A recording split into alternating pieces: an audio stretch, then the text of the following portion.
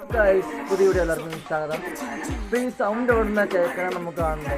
അപ്പോൾ നമ്മൾ എൻ്റെ ഉമ്മയ്ക്ക് പോയി വാങ്ങിക്കൊണ്ട് വന്നതാണ്. അടിപൊളി സാധനമാണ്.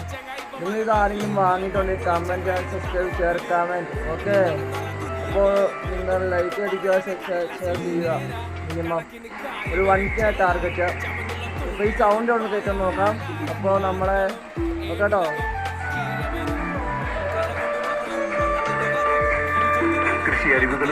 ഇതാണ് സാധനം. അടിപൊളിയല്ലേ?